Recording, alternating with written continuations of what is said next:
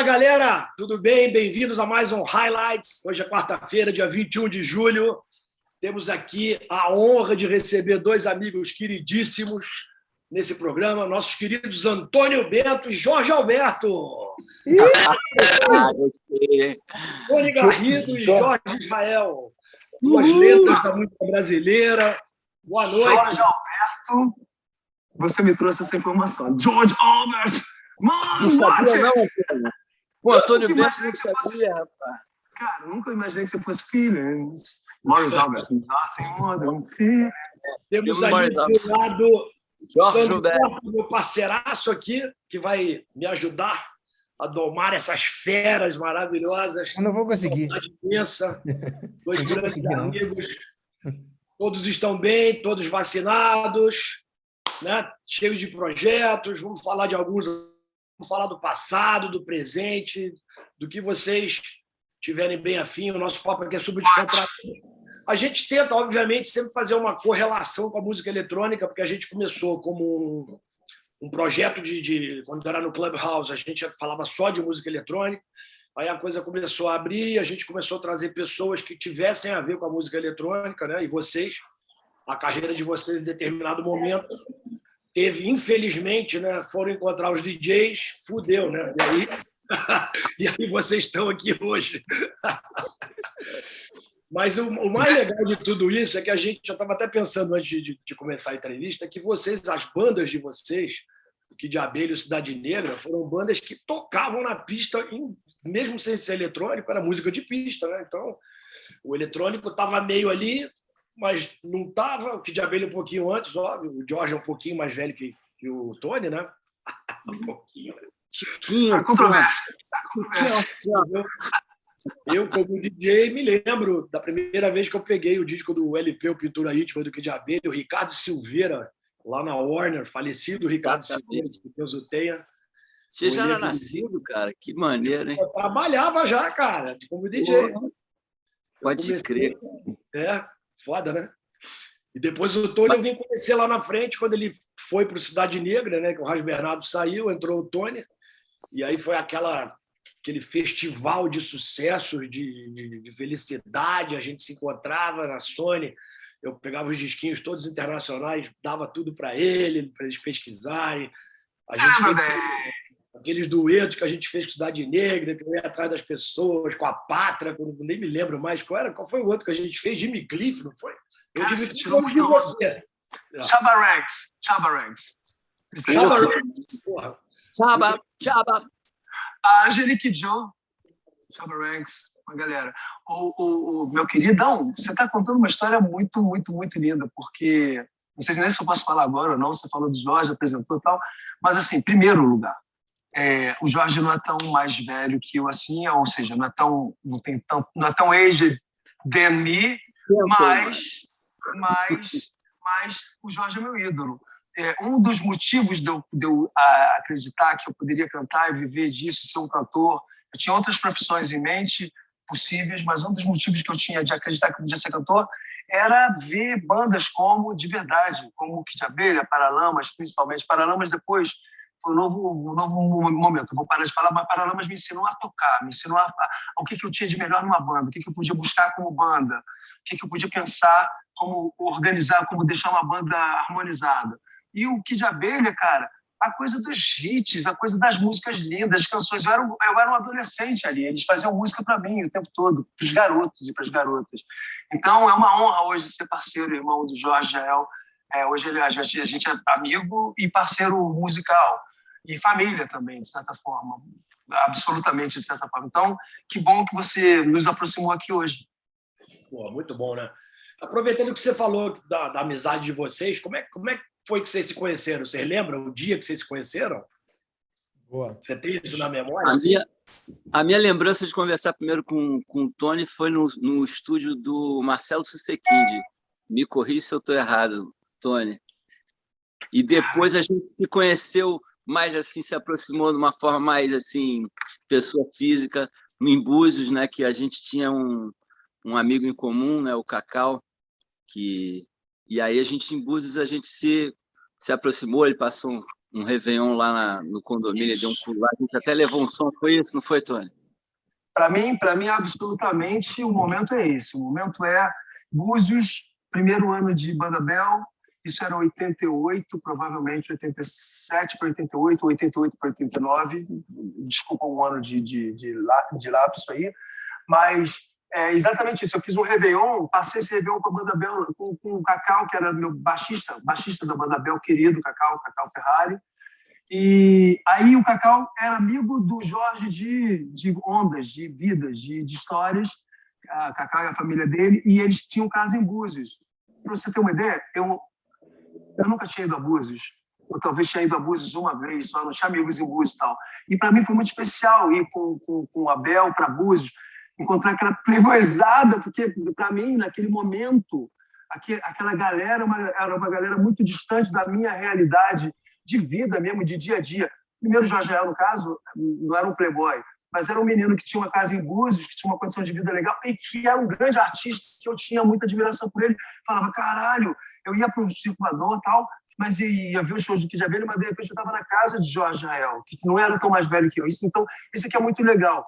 Aquela viagem é muito marcante para mim, porque é uma viagem que me descortinou uma série de coisas, inclusive estar perto de um cara que eu não tinha acesso ainda às bandas.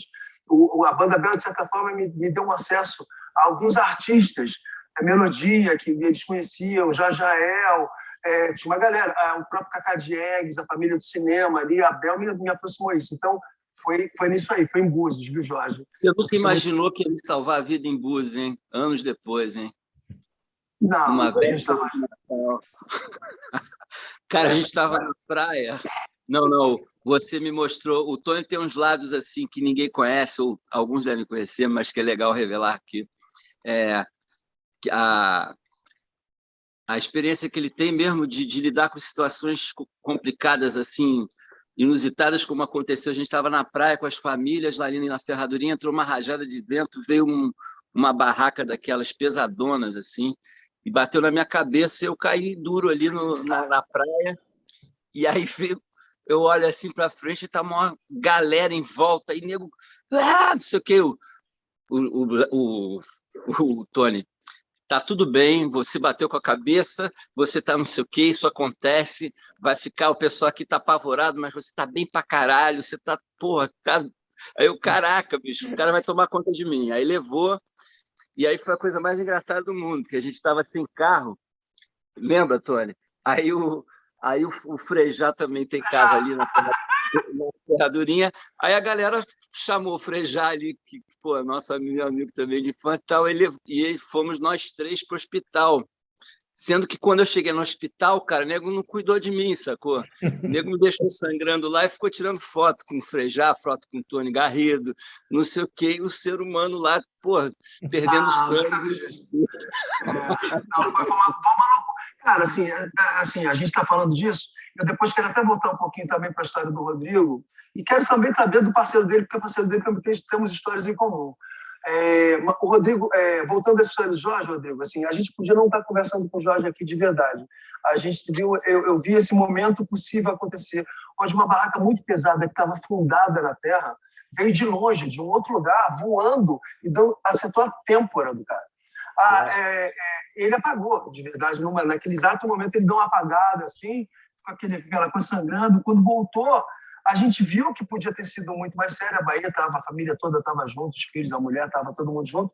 Mas é aquela coisa de levar para o médico. Que aí vem a segunda profissão, que ajuda muito. Eu sou fisioterapeuta e exercido, né? Então, essas coisas, o Jorge falou de uma coisa de situações de limite. Eu acho, aí você vai falar assim, não, Tony, você deixa de ser ridículo e para de viajar, etc. Mas sabe quando você tem um alter ego que tem missão? O meu alter ego de missão é me encontrar em situações de limite, onde eu tenho que botar em prova a minha calma absoluta e minha tranquilidade e minha capacidade de analisar aquele momento.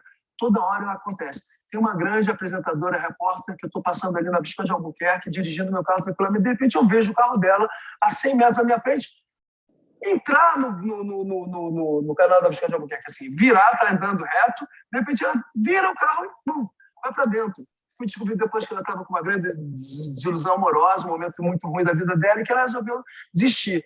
Apresentadora. Cara, caiu. Aí o negócio estava alto, estava chovendo, alto, muita água ali dentro, estava bem alto. Aí o carro afundou.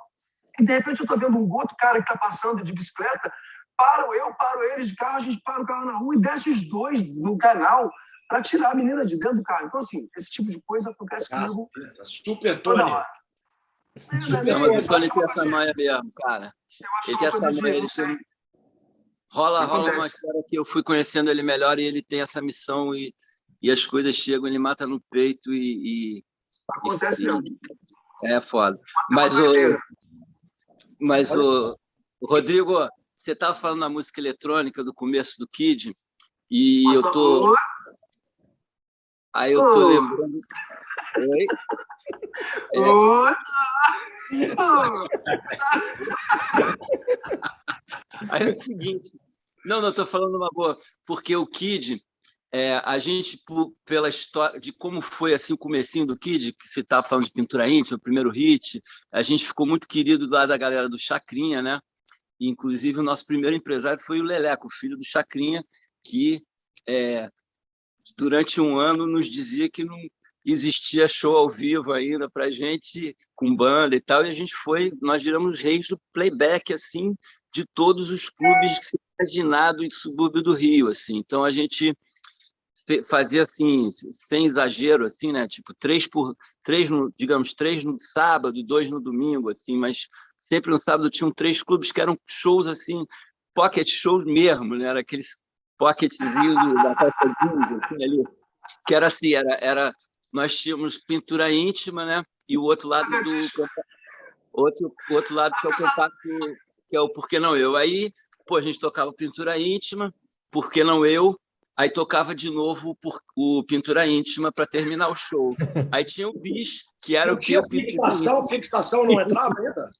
Não, ainda não, exatamente isso que eu vou te contar, que é isso que é o barato que eu queria contar para vocês. Mas assim, aí a gente fazia isso, e nisso a gente estava indo nos clubes do subúrbio, mas em todos mesmo, assim. Então, e uns eram bem diferentes dos outros, mas já tinha essa coisa daquelas equipes de som, né?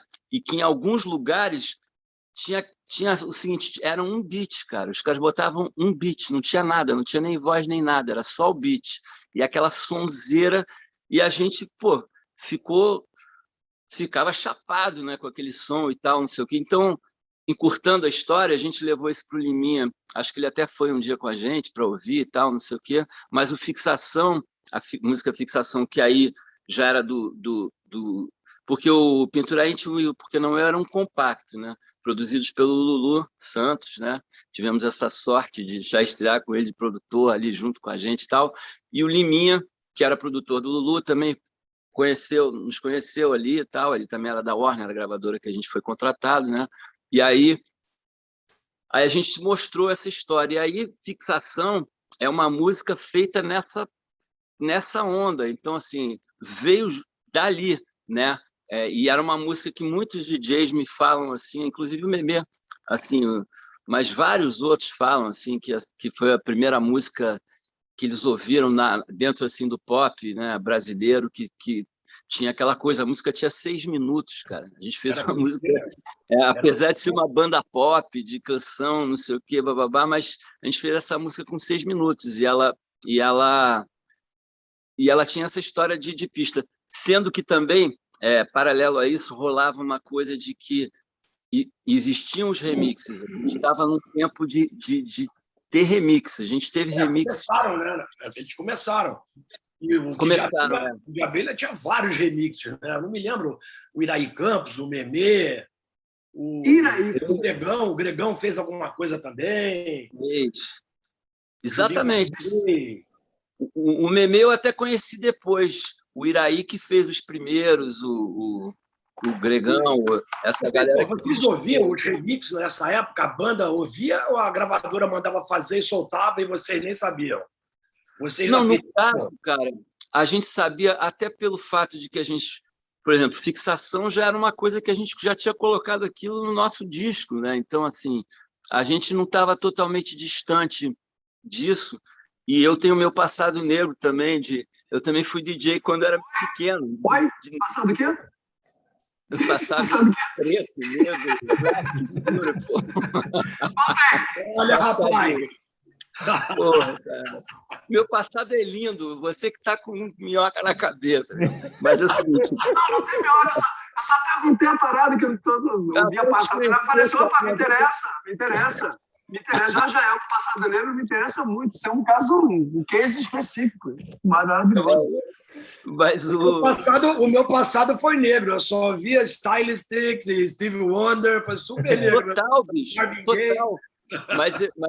Mas isso que eu ia te falar, o meu lance todo era esse. Eu era do fã-clube do Michael Jackson, James Brown, Stevie Wonder. Era a minha... Tanto é que eu tenho uma banda com o Tony chamada Black Carlos, né? Que a gente faz as versões de Roberto Erasmo, tudo nessa linguagem Black Music. Rodrigo, você está aí no Vapezinho também, né? Tá? Você conhece o Brazilian Way? Brazilian Way of Vape. Opa! Brazilian Way! Porra! Isso aí deve custar caríssimo aí no Brasil, né? Esses vapes. Eu vou fazer de novo, hein? Vocês agora. Esse que vem com pino de segurança. De segurança. É mais caro. Exatamente. Vem com THC mais. Deixa eu te falar uma coisa importante aqui. Eu hoje, não sei se você reparou, eu botei essa camisa aqui. Essa camisa é muito doida, eu não usei. É a primeira vez que eu uso essa camisa, tem essa camisa há uns 5 anos, eu acho. É a primeira vez que eu uso. Sabe por que eu usei? Em homenagem ao Jorge, porque eu lembro que o Jorge tem uma camisa de astros, etc. Olha a camisa que ele está usando hoje, velho. É verdade. Olha isso, olha isso. Foi homenagem, ó. Foi homenagem onde é que eu tô. Te juro por Deus. Te juro por Deus. Olha isso aqui, eu botei, porque eu lembrei que ele tem uma camisa de astros, não sei o quê, planetas e tal. Eu falei assim, pô, vou botar hoje em homenagem ao Jorge. Olha a camisa que o cara veio hoje. Caralho. Olha o meu background que eu botei aí para combinar com a camisa. Aí. Ia lá. Jeff Bezos. Mano, é isso aí. Maneiro. Deixa eu te falar uma coisa importante, Rodrigão, que eu lembrei agora. Sandro, tem uma coisa muito legal, que é o seguinte. O Rodrigo, ele quando ele citou que me entregava disquinhos, CDs da Sony, o que o Rodrigo fazia? Assim que eu entrei para a Sony, o que o Rodrigo tinha de função lá? Ele era do Internacional, né? Acho que era isso. Era o cara que representava o Internacional, ou seja, trazia todas as coisas de fora para botar aqui nas rádios e negociar aqui e tal. Então, ele era o cara que um dia eu descobri que ele era do Internacional, e aí eu descobri que era possível pegar alguns CDzinhos para poder ver. Cara, Rodrigo, você sabe disso, a minha amizade com você, ela se forma no momento que você é a pessoa que... Você foi a pessoa de verdade, juro por Deus, a palavra de honra, de homem mesmo, de Tony. Você é a pessoa que mais contribuiu comigo em termos de informação musical e formação musical naquele meu período, que foi absolutamente importante para fazer aquilo que eu fazia no Cidade Negra, que era... Tinha uma ponte muito grande, tinha Brownstone, tinha a Diana King, tinha um montão de coisa legal, Nas, um montão de coisa que mudou a minha cabeça ali completamente, que na realidade foi o que eu chamo de o meu som moderno, que é o R&B que estava rolando ali, muito forte. Então, o Rodrigo, diferente de todos os outros caras da Sony que tinham lá, que foram para o Internacional, porque depois ele saiu, foi para o exterior, foi fazer uma outra coisa, foi ser vice-presidente ou presidente, alguma coisa assim. Mas nenhum outro cara do Internacional entendia a importância de passar a bola como você entendia e quase me forçava. Toda vez que eu ia lá, você falava assim, Tony, agora não tem mais, tem isso aqui, eu vou guardar. Às vezes você me ligava e falava, Tony, vem aqui pegar umas... Então, assim... fazia essa palhinha para você. Muito obrigado, porque esses sons até hoje... E você sabe que eu fazia hoje... Você sabe que eu fazia isso com muitos artistas, né? Com o Chico Science. Eu fazia as malinhas com o Chico Science de CD, ele pirava, mano. Uma vez legal.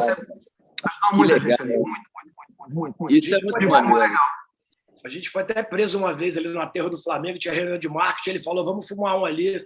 Aí eu fui no carro com ele, Camburão parou a gente.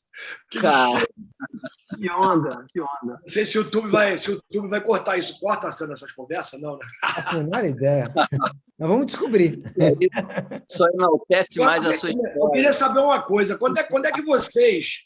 Porque, assim, vamos falar a verdade, a música pop ela já estava bem eletrônica, né? Os primeiros discos do Cidade Negra mudou um pouco do que era o Cidade Negra antes, né? Era muito mais baseado no reggae mesmo do que o primeiro disco com você, né, Tony? Que já virou a mesa e acompanhou o que estava acontecendo lá fora, né? Ou seja, o reggae começou a se internacionalizar de uma maneira mais massiva, com dancehall, aquelas outras coisas. E o primeiro disco do Cidade já foi o Liminha que produziu? Não, eu não me lembro. Não, o primeiro disco é o do Nelson Meirelles, que é uma pessoa muito importante nessa história da formação do reggae no Rio de Janeiro. Porque o Cidade, quando surgiu, claro que já existia reggae no Brasil, já vinha de Gil, já tinha Edson Gomes, muito importante na Bahia, mas o reggae no Brasil ainda era movimento de gueto mesmo, ainda não tinha uma conexão nacional do reggae. O reggae era todo isolado em São Luís do Maranhão, era na Bahia, tinha no Espírito Santo, por incrível que pareça, tinha muitas bandas de reggae já ali junto do Manimal, formando ali um movimento muito legal.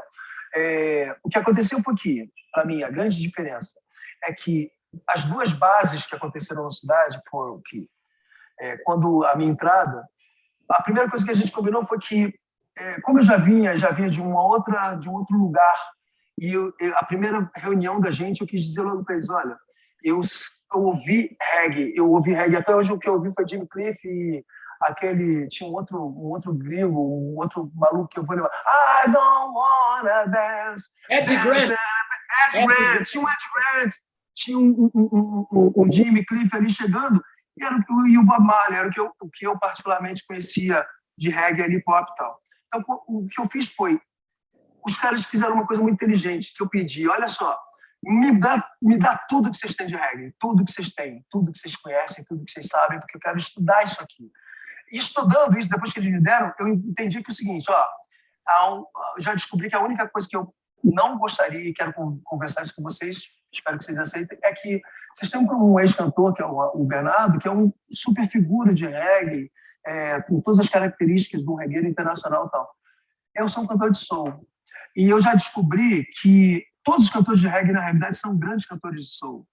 O que se toca ali é soul music, e que se coloca o skunk junto, ou então alguma coisa mais caribenha, mas são cantores de soul. Aí depois eu fui descobrir que a realidade do soul da Jamaica, a Jamaica, ela pegava as bases soul dos Estados Unidos, dos artistas soul dos anos 60, tirava as vozes da gravação e ficava só com as bases e eles reconstruíam ali em cima.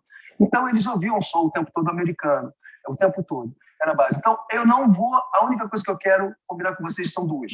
Primeiro, que eu não vou ser uma caricatura de reggae. Aquela coisa de ficar imitando. Eu não sei fazer, eu não sei imitar. Desde que eu comecei, que eu nunca consegui imitar. No início que eu comecei a cantar, as pessoas falavam, pô, tua voz parece ser do Caetano, tua voz parece ser de Djavan. Eram as duas grandes influências que eu tinha, Caetano e Djavan, dos cantores assim. Quando eu comecei a ouvir falar isso, eu falei assim, eu tenho que achar eu tinha 14, 15 anos, eu tinha que achar um caminho aí para não ser um dos caras. Então, desde muito cedo, eu não queria parecer com ninguém, eu queria descobrir a minha onda, mesmo sendo influenciado pelos caras.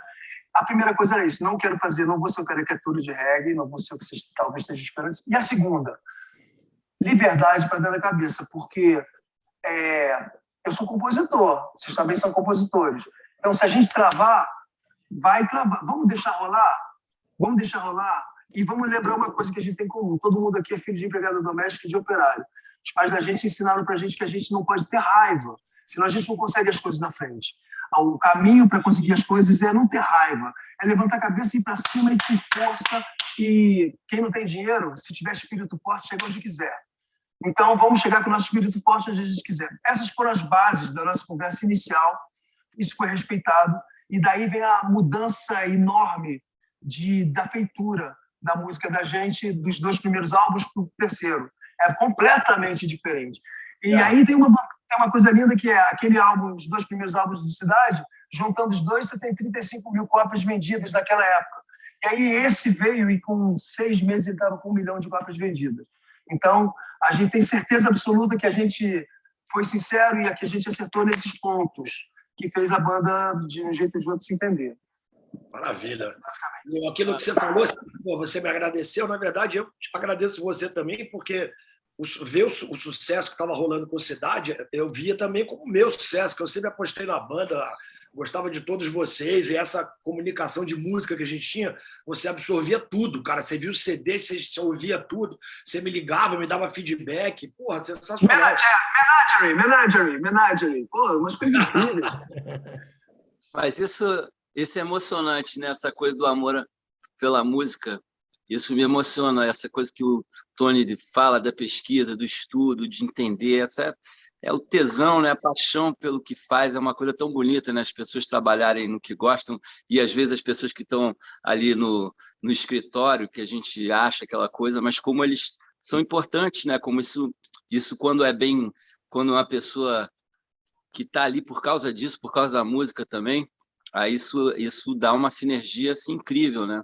A gente também teve sorte, sei lá, por exemplo, eu tive uma gravadora que, cara, era Dream Team, né? Era o André Midani, o Liminha de diretor artístico, quer dizer, isso é muito legal, cara. A gente entrou na música, é isso, o foco, lógico que está todo mundo ali para ganhar dinheiro, obviamente, mas assim, você sabe que a motivação de chegar ali foi pelo tesão, assim, pela música. Isso é lindo. Boniquinha. Cara, eu não sabia que eu podia ganhar dinheiro. Eu não sabia que eu podia ganhar dinheiro. Exatamente. Não, quando alguém fala, quando me chama para show beneficente, não sei o quê, eu falo, cara, tu faz não sei o quê. Cara, bicho, se eu não fizer, eu sou um escroto, porque, assim, para mim, assim, então não conta para ninguém, mas, pô, o cachê é o que o Tony está falando, a gente faz porque a gente gosta. Obviamente que vira um negócio, mas vira tua profissão, né? Mas, inclusive, às vezes isso é um problema, né? Porque, na verdade, você vê que o músico acaba fazendo um monte de coisa de graça, show beneficente, tudo bem, mas, assim, acho que a gente agora está num momento que tem que prestar muita atenção nisso, né? Mudou, o nego já está engolindo, a gente já tem que sempre estar lutando pelo direito autoral, direitos conexos, direitos disso, direitos daquilo. E aí, nessa mudança para o digital, nessa mudança de esquema, tudo, o nego sempre já... Pô, primeiro a se fuder é o artista, é o autor, né? Autores, às vezes, até, né? Principalmente autores ou músicos que ganham direitos conexos. Então, assim, essa história de ser meio também viajandão, no sentido de gostar do que você está fazendo, você acaba, muitas vezes, o artista acaba mandando mal, assim, para si mesmo, né? Não cuidando dos seus interesses, né? E deixando os outros cuidarem. E acho que agora está rolando até um movimento, a gente está num momento de reposicionamento no mundo, né? Porque, cara, os músicos, teoricamente, assim, o que alimenta essa porra toda do mundo é a música, cara, é a arte. A gente está no Brasil vivendo uma parada assim surreal, né? Surreal, que a gente tem que pedir desculpa. Não, eu não estou na Lei Rouanet, eu não sei o quê, uns papos brabo, né? Querendo tirar os direitos autorais, um negócio assim surreal que a gente está vivendo. Né? E isso falando só da parte, não entrando na outra parte que todo mundo já sabe, mas querendo frisar que isso é uma história que de repente vira internacionalizada, que é pior ainda. É como se a gente... Sabe aquele lance que você consegue reclamar do Instagram, consegue reclamar do Facebook, do Google? Porra, bicho, de repente aqui na gravadora você ainda pode pichar o carro do diretor, fazer alguma coisa, mas, cara, a gente está num momento realmente periclitante, mas, enfim, isso é outro assunto. Porque tudo voltou, na realidade, todo mundo voltou. Sabe, todo mundo? Todas as profissões voltaram, todo mundo voltou. Inclusive, ao mesmo que a gente faz em porções menores. Ou seja, você vai nos lugares, está cheio de música tocando, com todo mundo vendo, mas a gente que junta pessoas não pode trabalhar. Eu entendo e concordo. Não dá para trabalhar quando se tem risco, etc. Mas o que o Jorge está falando é isso. Todos já voltaram e a gente não, e a gente precisa cuidar disso. Deixa eu voltar duas coisas aqui, Rodrigo e Sandro. Você falou que nos anos 90 ali a eletrônica já estava rolando e tal. Eu queria comentar isso e também falar da Moniquinha. Eu ia fazer essa pergunta para vocês dois, exatamente assim, em que momento que vocês começaram a prestar mais atenção na pista, na música eletrônica, começaram a conhecer os DJs, como é que foi isso? Veio sozinho, você foi atrás, eu queria ouvir de vocês, Jorge, como surgiu essa relação, né? Cara, deixa eu falar uma coisa rapidinho, Jorge, juro, só para a gente não perder, porque a gente vai acabar se perdendo dela. Moniquinha, você está falando da Moniquinha da Rádio Cidade, da Moniquinha maravilhosa ou da Moniquinha Venerável? Que são duas pessoas incríveis. As duas são maravilhosas, né? As duas maravilhosas, as Mônicas das rádios são maravilhosas. A Moniquinha da Warner e a Venerável ali, né? Porra, história, né? Faz parte da história. E a Moniquinha também, uma outra Moniquinha. Lembra da Moniquinha que era... Tem a Moniquinha da Warner, tem a Moniquinha Venerável e tem a Moniquinha, que era da Rádio Cidade, lembra disso? E aí, gente? Não sei o quê, papapá.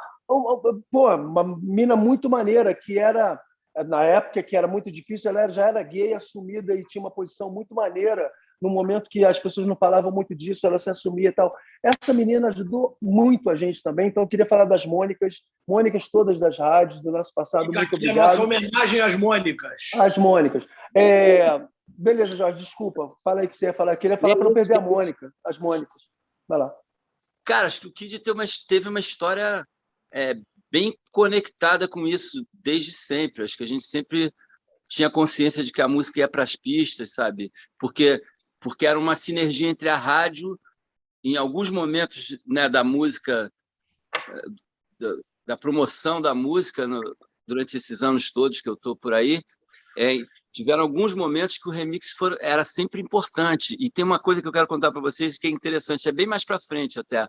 Foi em 96 que a gente fez o disco Meu Mundo Gira em Torno de Você, um disco que a gente gravou em Teresópolis, sem produtor, só a gente ali, papapá, e que tinha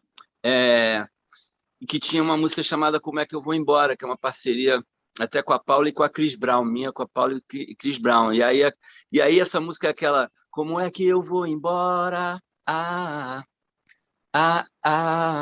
Tinha esse negócio. Beleza, a gente fez esse disco, Na Rua na Chuva tocou pra caramba. Aí foi a primeira vez que acho que o Kid deu uma reação assim que nunca tinha tido, de chegar realmente mais num crossoverzão, ir para São Paulo, show em São Paulo, maneiro e tal, não sei o que. Aí fizemos o remix dessa música. Cara, o remix da música fazia aquela historinha com vocal, né, de picotagem, porque era, em vez de Eu me lembro disso. Né? Lembra disso? Cara, a gente foi fazer... Aí fizeram... Lembrava aquela música Only in My Dreams. Não sei se era... Exatamente isso.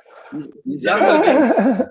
Naquela época era picotada, né? Naquela época era splicing, reguinha, marcava com a canetinha branca, cortava, juntava os pedacinhos. Puta, era foda, né, cara?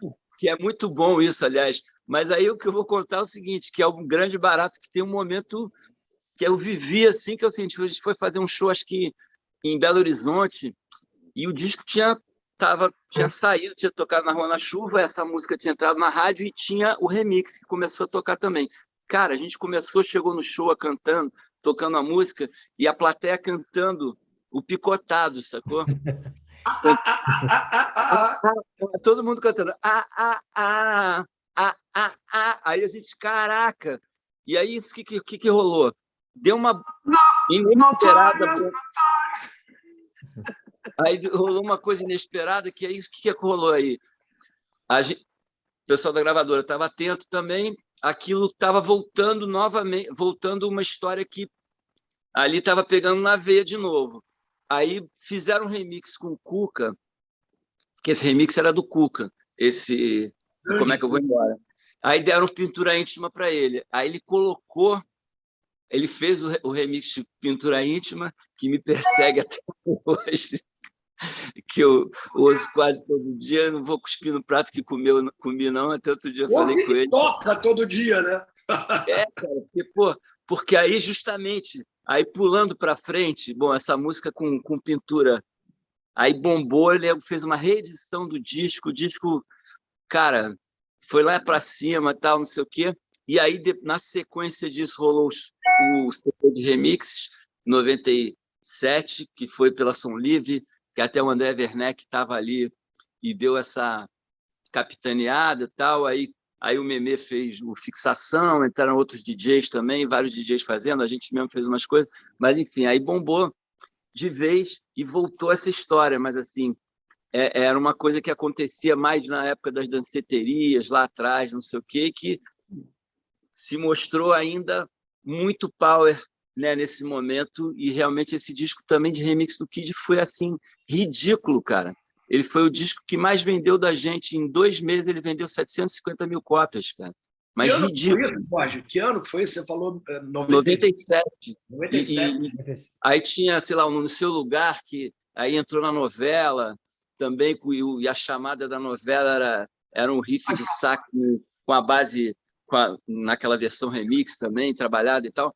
Cara, então a gente tem essa história muito próxima dessa conexão com a música eletrônica, né, cara? E por coincidência, o Tony vai contar aí depois, mas assim, em certo momento, quando eu já, sei lá, mais perto agora, assim, até o Kid tinha terminado e tal, e eu estava fazendo muito mais coisa com DJ do que com banda, você perceber que a música que ali ia ser a porta de entrada para a música autoral brasileira.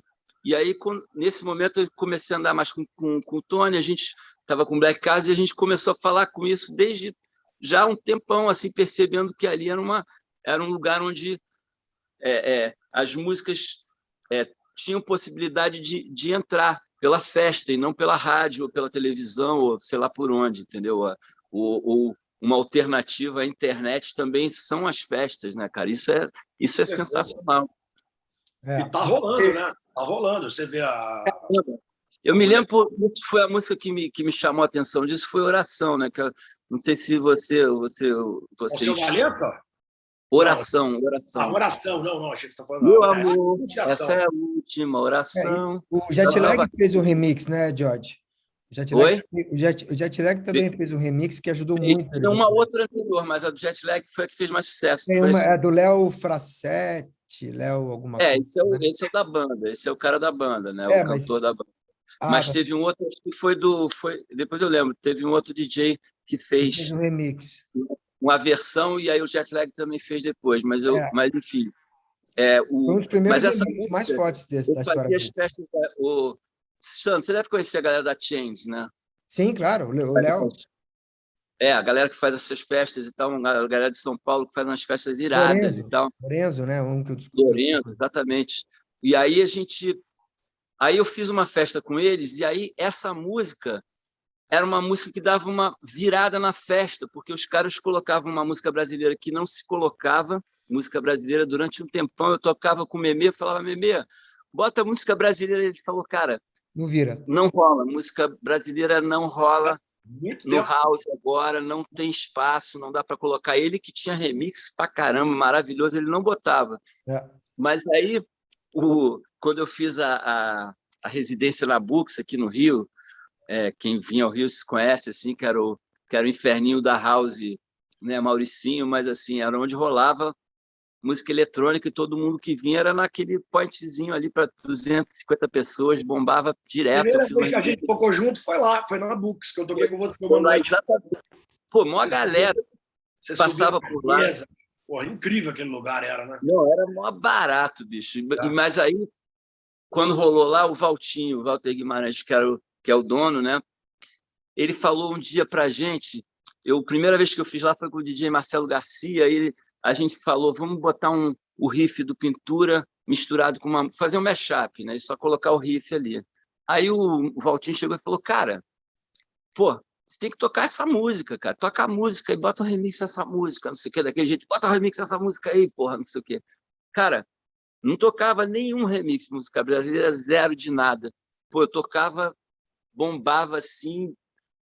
É lógico, eu estava ali e tal, mas assim, mostrava que uma coisa que realmente aconteceu depois e está aí hoje, né? Assim, Deep Leak, era o remix do Deep Leak. Exatamente. Mas, até se não me engano, posso estar falando uma besteira, esse remix tinha uma qualidade muito, muito ruinzinha. Não sei se foi o Master que não foi. Posso estar cometendo um pecado aqui. Isso acontecia muito. Eu me lembro que eu comecei a tocar também isso. Comecei a tocar também e me lembro que não tinha aquele gravizão que na música eletrônica a gente percebe, né, cara? Mas é isso aí. Deep então guarda isso aí, porque isso é uma raridade, porque Deep Leak é foda, só tem bomba, só tem coisa boa. De uma inteligência, a gente não percebe, né? Então, esse áudio dele aí é especial.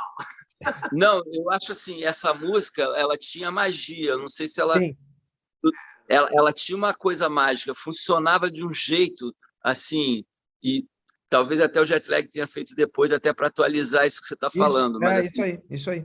Não, e é verdade, há um tempo atrás, que não é muito longe, era meio que proibido colocar remix de músicas com letra em português, assim, nas pistas de dança. Tinha uma coisa... Era preconceito mesmo, era preconceito. Preconceito. Bicho, quando o Memê me falou isso, eu falei, pô, não é possível. O cara que faz os remixes, tem os remixes do caralho, não toca porque, não, sei lá, não é que não pode, mas que tem um... Eu entendo, são momentos, né, estéticos, assim, que cria-se um conceito que vira um preconceito por outro lado, né? Assim. E hoje em dia isso foi quebrado, né? Isso hoje em dia... Bem, tem 1 milhão de sucessos hoje em dia. Graças a Deus. Né? Eu peço a palavra por cota, porque isso é uma coisa na música eletrônica também que a gente precisa observar. É interessante isso. É um ponto de vista, estou brincando, fazendo uma piada, mas é uma coisa interessante, que é o seguinte. Eu conheço a minha história de música eletrônica, vou começar do fim primeiro para o início. O fim está aqui. Eu tenho um álbum, meu novo álbum, que vai sair agora daqui a 2 meses, ou daqui a 1 mês, sei lá, estou finalizando ele. Ele é completamente eletrônico, é absolutamente eletrônico, produzido por um DJ, e quem me apresentou esse DJ foi o Jorge Rael. Então, a gente está aqui falando de música eletrônica, onde eu estou anunciando meu álbum de música eletrônica. Um álbum de um DJ, produzido por um DJ, é todo eletrônico, conceito eletrônico. E aí, por que eu estou começando pelo fim? Porque esse, para mim, era a questão. Eu aprendi lá atrás, quando eu pensei em música eletrônica, eu aprendi esse conceito que agora, quando eu fui fazer o meu, a primeira coisa que eu fiz foi influenciado total por esse primeiro pensamento lá de trás, que eu vou voltar agora e vou falar. O reggae eletrônico, dancehall eletrônico, por mais que a gente fale de reggae roots, etc., então a gente está falando o roots, não. O roots, inventaram o eletrônico roots. Teoricamente, o roots, o antigo roots, não era eletrônico, era todo tocado, era elétrico. Eletroacústico às vezes, mas nunca eletrônico, assim. Não tinha sequência de nada, não tinha nada batido, não tinha nada programado, de uma forma geral. Era tudo muito orgânico, tocado, porque há esse conceito do orgânico programado. Opa, maravilhoso, orgânico sim, né? São vários homens ali dentro, perfeito, tocando ou perfeitamente ou imperfeitamente, você escolhe. É a mesma coisa que grower. É um grow, o DJ é um grow, é o grower. Ele brinca de ser Deus, de certa forma, ali. O grow é isso, é você, como é que eu quero a minha planta? Eu quero assim, assim, assim, no tempo tal, então você lá planta a sua planta. É o grow, você brinca de ser Deus, você brinca de criação. O DJ, na realidade, nada mais é isso do que um cara que brinca com a criação. E a partir daí, o reggae, que era todo eletrônico, já tinha os DJs, os grandes DJs, e o Roy, os grandes DJs jamaicanos. Essa história de DJ começa lá atrás, com os jamaicanos. Anos 60, né? Anos 60 já tinha DJ. Com toast, com os caras falando, o cara soltando lá, o MC, ali criou-se o MC, e ali criou-se o DJ soltando uma base para o MC, que é o toaster.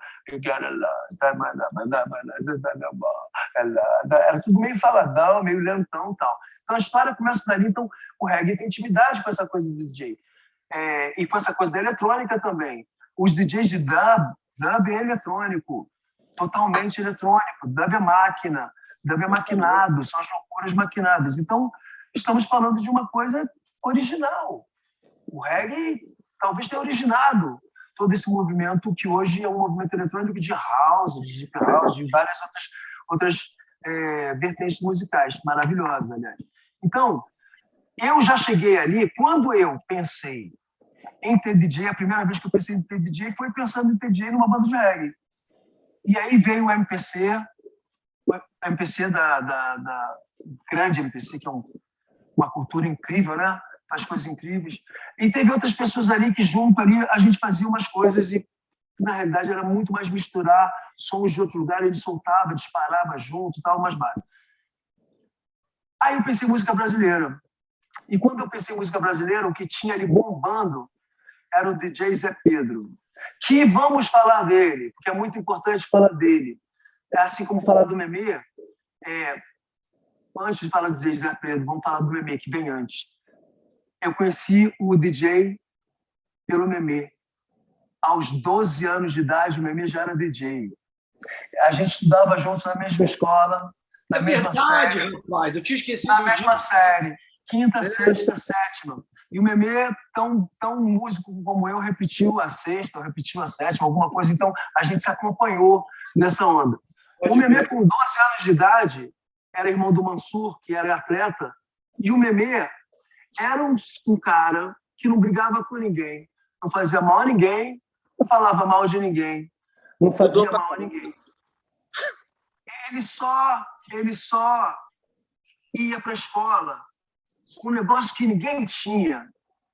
E ele era um ET. Ele chegava na escola com um aparelhinho, que a gente não sabe o que era exatamente. Ele ligava o negócio, tinha um fone, 2 fones grandões assim. Ele botava... Naquela época, era o único menino que usava fone, e que botava fone, que mexia com... E ouvia músicas estranhas. Ninguém ouvia o que ele estava ouvindo. Ele ficava sozinho, sentado num banco, a gente zoando, jogando casca de laranja no outro, jogando basquete, mexendo com as meninas, tocando violão, e o Memê sentado de perninha cruzada, assim, sempre de perninha cruzada, assim, sentado, com som, ouvindo, não sei o que e tal. A gente não falava muito com ele, ele era meio até, eu era comunicação da parada, de um jeito ou de outro, assim como o Zé Ricardo. Lembra o Zé Ricardo, querido, nosso amigo querido, músico, cantor de som, e que trabalha lá com todo aquele palco maravilhoso Sunset do Rock in Rio? O Zé Ricardo também estava ali. Só que o Zé Ricardo, espertaço, ele estava com as meninas, sempre rodeado de 10 meninas, com um violãozinho tocando, um violão, e as meninas em volta. E eu jogando basquete, eu pegava assim, por exemplo, meninos que nem o Memê, a gente chegava e pegava assim, o Memê protegia, falava assim, não, deixa ele ali. Outros meninos que chegavam, a gente pegava e falava assim, moleque, me dá tua mochila. Aí o moleque dava a mochila, a gente pegava e jogava basquete, tá, bobinho. Aí quando ele ia tentar pegar, o último encestava a mochila do moleque. Ficava lá em cima a mochila do moleque e a gente falava, só pega amanhã, tá tudo certo. Então, o Zé Ricardo ficava com as meninas ali tocando violão em volta, eu estava jogando basquete, encestando a mochila dos moleques, pequeno, magro, mas tinha comunicação, tinha um acesso ali, e gostava de esporte. E o Memê estava ali naquela parada. Então, esse era o nosso universo. A Claudinha Abreu estava indo e voltando com uma peça incrível, iniciando lá Tom Sawyer, as aventuras de Tom Sawyer no tablado, iniciando como grande atriz. A Claudinha Mauro, também atriz, já fazia algumas coisas. Então, era essa turma numa escola pública ali no Leblon. Ponto. Então, voltei para dizer que o primeiro DJ que conheci foi o Memê. Passa o tempo, aí eu já estou cantando Zé Ricardo, Zé Pedro. E aí eu vou tentar entender o Zé e vejo, cara, o Zé é um herói, sabe por quê? Porra, ele pegava a música da Bethânia, brother, botava a pista. Ele pegava a música do Ney Mato Grosso, botava a pista. Ele pegava a música, aí vem a Vanessa. A Vanessa tem linguagem. Ela já era com Liminha.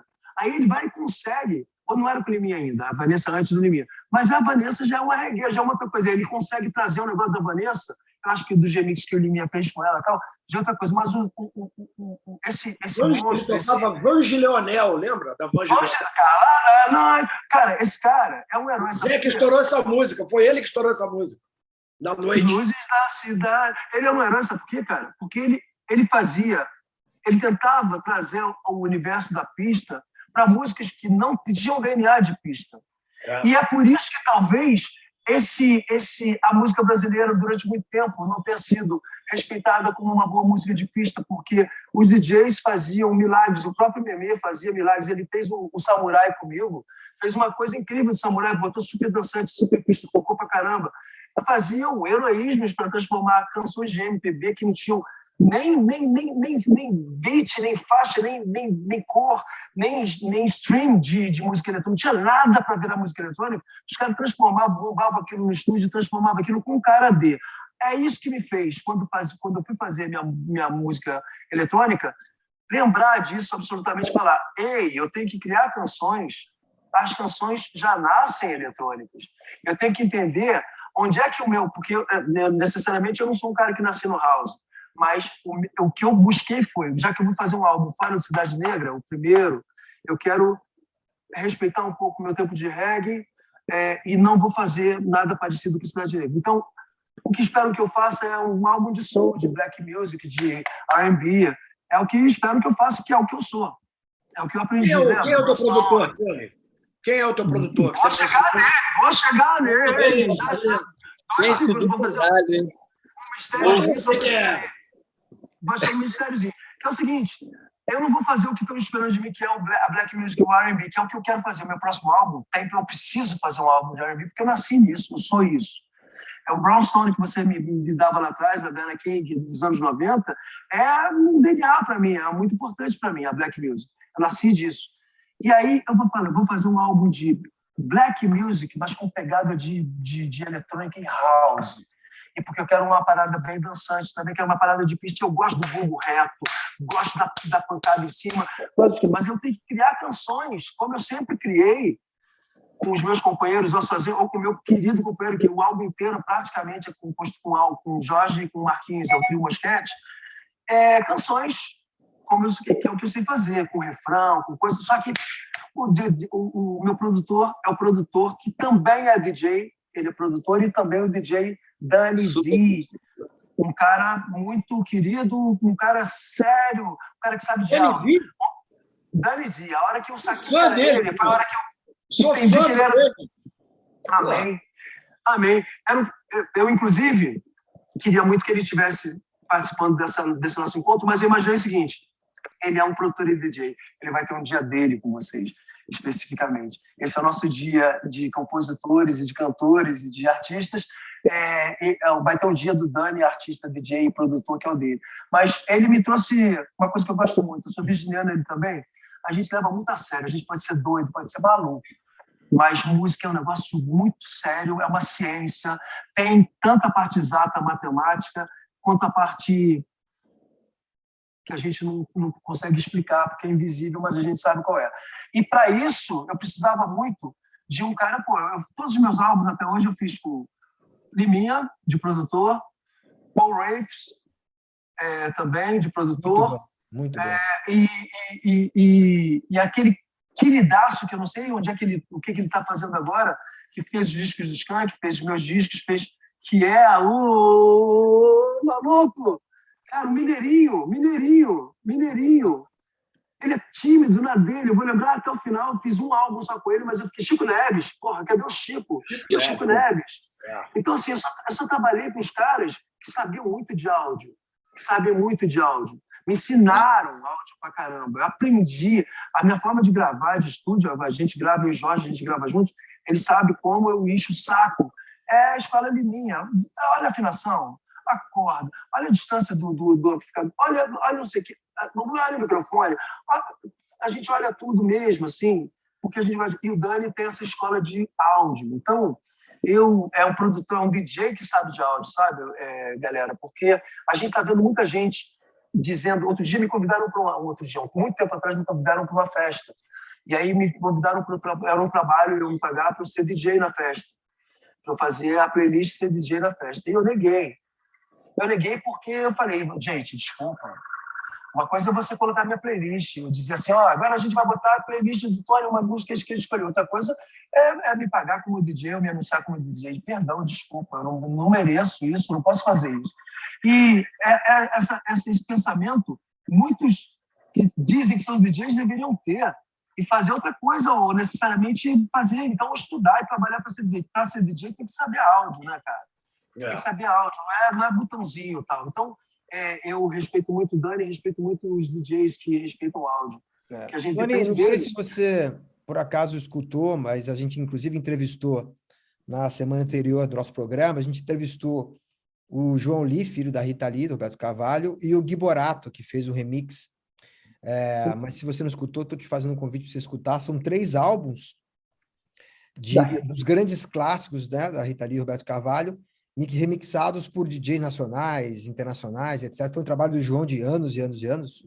Sou bem amigo do João aqui, acompanhei. Nova geração, DJs das antigas, tem de tudo. Né? Então, como você é um amante da boa música e adora um eletrônico, o Jorge também, faço o convite para você escutar. Entra lá. São 3 álbuns, simplesmente maravilhoso.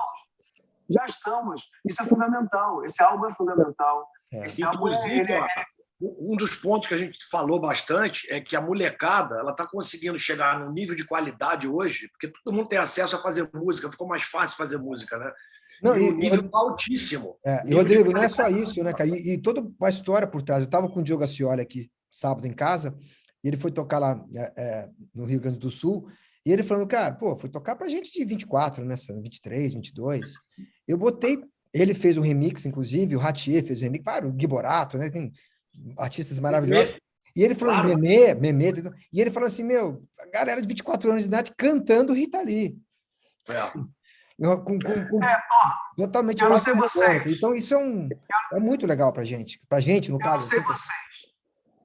Não sei vocês, mas a molecada me ensina. Eu voltei para a sala de aula, eu voltei a aprender um montão de coisa. E meus professores são a molecada. O que eu te digo é o seguinte, Rodrigo, você não é meu professor, você é meu ídolo.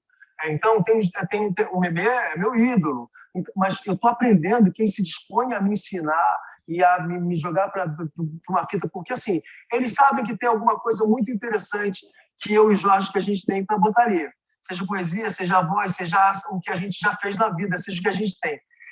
Mas, ao mesmo tempo, eles têm uma vontade e uma brodagem que eu, talvez, na idade que eu tivesse, eu era mais marrento. Eu não era mais, nunca fui marrento, mas a gente era marrento de uma forma geral. Quando a gente via alguém mais velho, a gente falava, aquela onda. Os caras têm uma onda de aproximar, carinhosa, bacana, que eu acho muito, muito legal. E eu queria saber de vocês também, DJs, qual é essa relação? Porque é o seguinte, a gente já sabia que vocês iam chegar desde The Jetsons. Quem está nos anos 60 para cá, já viu The Jetsons, sabia que os DJs iam chegar alguma hora e iam tomar o mundo, ponto. Aí vocês chegaram e fizeram, talvez seja a terceira mão, né, Rodrigo? Vocês dois. Talvez seja uma terceira geração já de DJs. Não a primeira, será a primeira? Eu sou um pouquinho mais velho que o Sandro, mas eu sou final dos anos... Eu comecei a tocar em 78, né? Comecei a tocar profissionalmente em 82, aí sim fui trabalhar em casa noturna, no Hipopótamo, né, e tal. Então eu sou anos 80 total, né? Influência dos 70, dos 60, por causa da mãe e do pai, né? Miles Davis, Caetano Veloso, Pink Floyd. Mas se você pegar Big Boy, se você pegar aqueles caras dos anos 70 já da Black Music que faziam, que eram os DJs, os disc jockeys ali, talvez aquela seja a primeira geração. Discotecário. Aí. Você sabe por que é o nome disc jockey? Porra. Como é que é? Você sabe qual a origem do nome disc jockey? Cara, eu já ouvi, já li, mas não me lembro direito. O que era? Cara, eu também quero lembrar, mas eu já ouvi. Vamos pesquisar isso. Eu sei. Existe, tem uma história. Uma primeira história. O primeiro cara que disse que era disc jockey. Posso falar? Eu sou o primeiro DJ de todo mundo aqui, meu irmão. Eu botava som em festinha com 10 anos de idade. 10. Caraca. Eu tenho esse Super 8, bicho. Eu botava os meus compassinhos e era um negócio bonitinho pra caralho, hein? E olha que tu nasceu, né, com Pedro I, velho. Então, ele usava aquelas compilações da K-Tel, lembra? Que tinham 30 músicas de cada lado, de 1 minuto e meio, tudo cortado. Galera, olha só, deixa eu falar uma coisa importante para vocês. A gente está chegando, a gente não pode estourar, a gente só tem 1 hora. Então, deixa eu só falar um negócio antes que eu esqueça. É porque assim, a gente está falando de música eletrônica. Oi, desculpa, querida. Gente, eu queria só falar uma coisa importante, porque, na verdade, eu acompanhei essa coisa toda do Tony, com o Danny e tal, e eu, de quase 2 anos para cá, desde outubro, eu estou com um projeto, o Sandro até já ouviu alguma coisa, com o Gabriel Concha, que é um garoto também, tem 24 anos, 25, que é um DJ, produtor, e a gente está fazendo um projeto chamado Trip Trop, e que acabou que a gente estava até com uma música junto com o Make You Sweat pronta, mas aí veio essa história e a gente está segurando a música, porque a música é meio que um certo petardinho assim, mas paralelo a essa música que a gente fez com eles, a gente está fazendo uma coisa interessante, que foi um trabalho de busca de linguagem, de repertório durante um bom tempo, assim, que eu fiz com ele para a gente se aproximar, eu trazer o que eu tenho de bagagem, assim, não exatamente dos anos 80, né, mas de ser um cara que faz música brasileira e ele na onda dele, que era uma coisa que veio mais um pouquinho do underground, assim, e a gente chegar numa história em comum e que está bem interessante, assim. Então, eu não queria... que foi uma coisa... que foi uma coisa... muito legal. E a gente... Aí chegamos, tipo assim, até, por exemplo, fazer um lance do Baden Powell, sacou? E umas coisas de Afro House, misturando umas coisas assim, coisas... Eu não vou dizer tudo, mas assim, a primeira música que a gente fez foi até uma música que chama Sai do Sereno, que é que o Tony com certeza deve conhecer, do Expresso 222, que nem é ele que canta e tal, mas que ela se presta muito a essa coisa porque é só um refrão e tal. Então a gente pesquisou muito e começou a refazer as músicas, assim, fizemos tipo umas 30 músicas e o Afro House deu uma crescida considerável, né, na pandemia. A gente estava até falando isso aqui outro dia.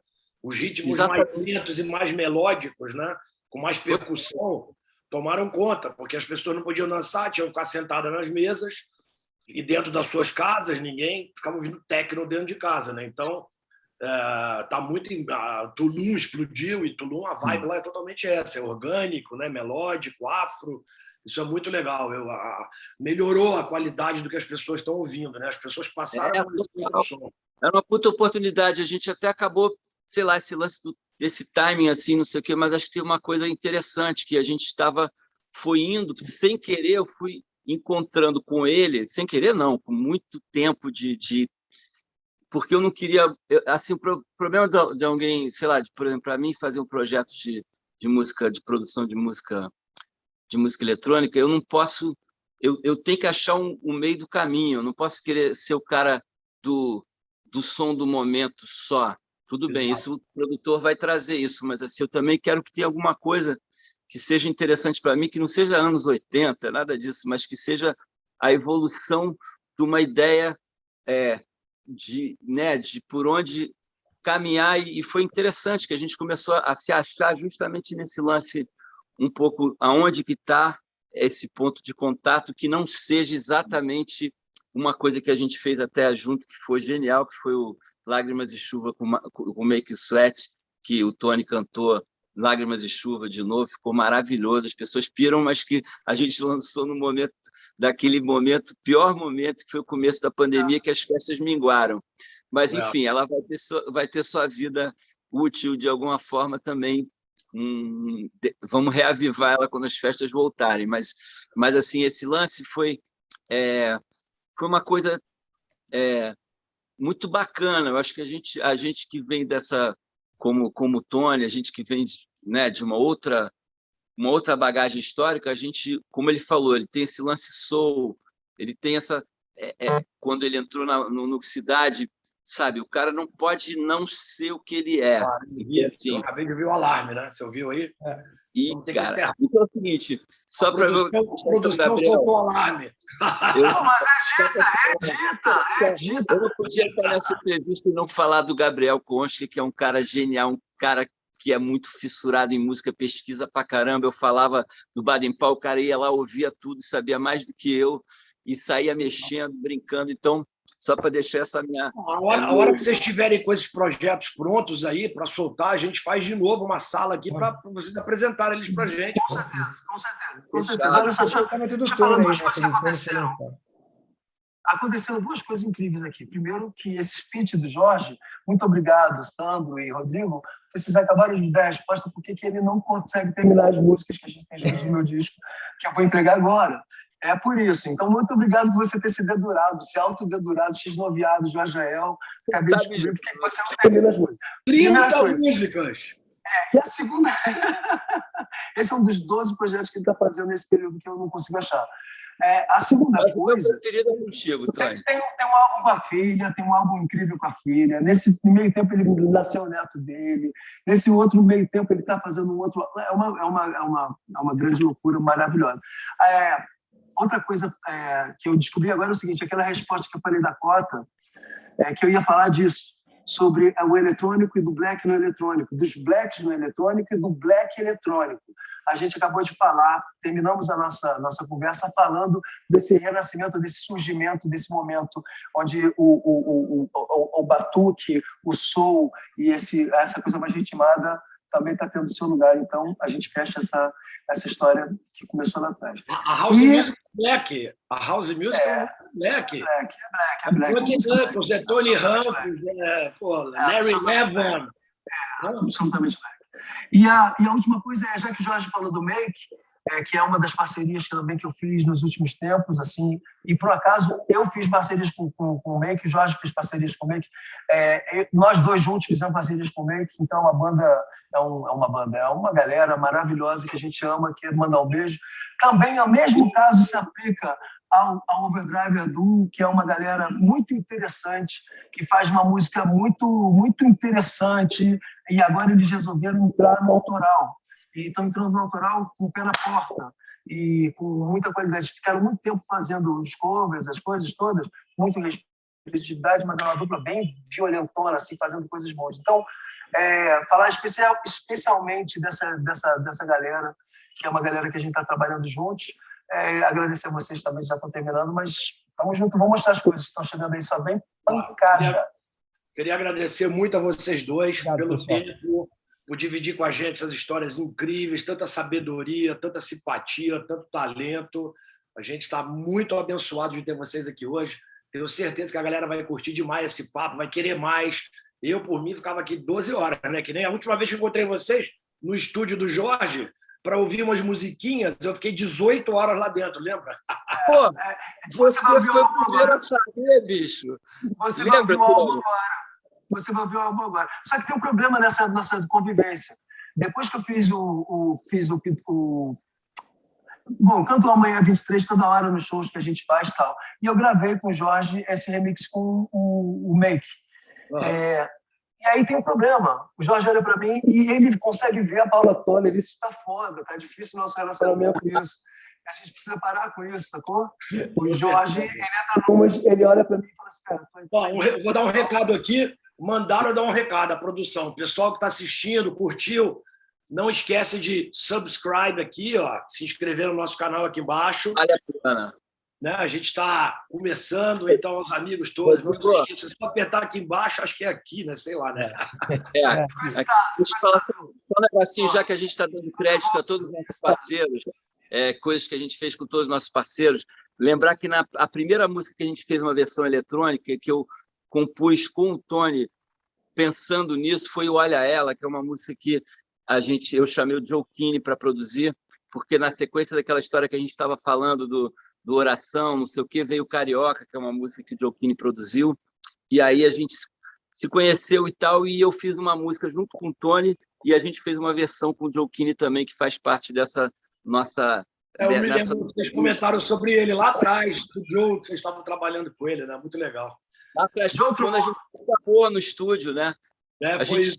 A gente ouviu várias coisas lá, depois começamos a ouvir Motown.